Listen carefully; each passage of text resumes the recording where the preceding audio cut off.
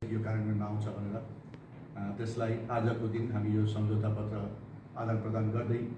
नागरिक लगानी कोषसँग जोडिएका छौँ। भर्खरै कार्यकारी निर्देशकज्यूले नागरिक लगानी कोषमा हामीलाई स्वागत गर्दै यसबाट लिन सक्ने हामीले जति पनि सुविधाहरू छन् त्यसबारे उहाँले प्रकाशित पार्नुभयो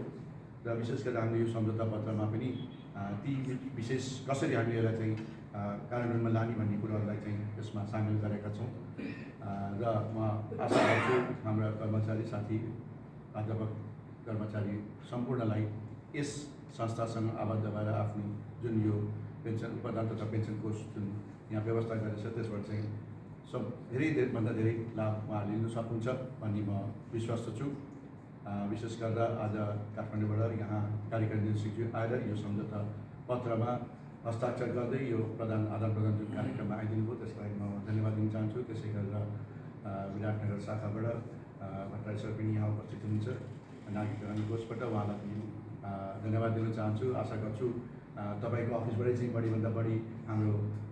प्राध्यापक र कर्मचारी साथीहरूले त्यहाँबाट आफ्नो सेवा सुविधाहरू प्राप्त गर्नुहुन्छ। उहाँहरूलाई तपाईँहरूले राम्रोसँग वेलकम गरेर उहाँहरूले चाहिँ जसो इन्फर्मेसन्सहरू खोज्नुहुन्छ या त्यहाँबाट सुविधा लिनु खोज्नुहुन्छ म त्यसमा उहाँहरूलाई साथ सहयोग पाउँछौँ हामी सम्पूर्णले भन्ने म विश्वासका साथ आज